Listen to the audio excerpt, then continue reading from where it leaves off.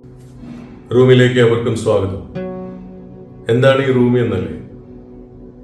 Room അഥവാ മുറി എന്ന വാക്കിൽ നിന്നാണ് റൂമി എന്ന സങ്കല്പം രൂപപ്പെടുന്നത്.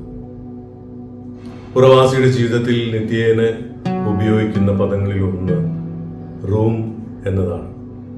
ഉദാഹരണത്തിന്, റൂമില്ല, റൂമിലെത്തിയില്ല, റൂമിൽ ആരുമില്ല, റൂമിൽ ഞാൻ മാത്രമേ ഉള്ളൂ എന്നിങ്ങനെ റൂമി ചേർത്ത് വെച്ചുകൊണ്ടുള്ള ഓരോ പദവും വഹിച്ചുകൊണ്ടുള്ള സഞ്ചാരമാണ് ഓരോ പ്രവാസിയുടെ ജീവിതവും.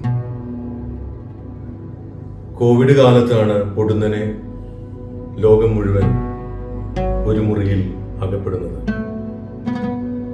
ആ കാലത്തെ, ആ ഇരുണ്ട കാലത്തെ മറികടന്നത്, ആ അകപ്പെടലിനെ മറികടന്നത് അവിടെ പാർക്കുന്ന ഓരോരുത്തരും അവരുടെ ഉള്ളിലെ വാതിലുകളും ജനാലകളും കൂടുതൽ ഉറക്കെ തുറന്നിട്ടുകൊണ്ട് കൂടുതൽ വെളിച്ചത്തെ ഉള്ളിലേക്ക് എടുത്തുകൊണ്ടായിരുന്നു ആ ഇരുണ്ട കാലത്തെ മറികടന്നത്.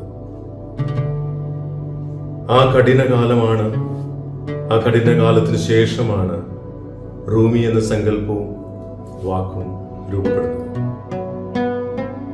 എന്താണ് റൂമി എന്ന സങ്കല്പം? കുറച്ച് സുഹൃത്തുക്കൾ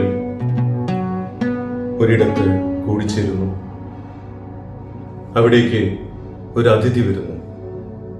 ആ അതിഥിയെ റൂമി എന്ന് വിളിക്കുന്നു. ആ അതിഥി മറ്റുള്ളവർക്ക് മുന്നിൽ സംഭാഷണത്തിൽ ഏർപ്പെടുന്നു, സ്വയം പ്രകാശിതമാകുന്നു, സ്വയം അഴിയുന്നു, സ്വയം അലിയുന്നു. ആത്മഭാഷണത്തിന്റെ സംഗീതത്തിൽ റൂം എന്ന ഇടം റൂമി എന്ന ഏറ്റവും സർഗാത്മകവും ജൈവവുമായ ഒരിടമായി രൂപാന്തരം കൊള്ളുന്നു. അനുഭവങ്ങളുടെയും ആശയങ്ങളുടെയും അറിവുകളുടെയും പരസ്പര കൈമാറ്റത്തിലൂടെ ലോകത്തെ, ജീവിതത്തെ കൂടുതൽ തെളിച്ചത്തോടെ കാണുവാനുള്ള ശ്രമമാണ് ഞങ്ങളുടേത്.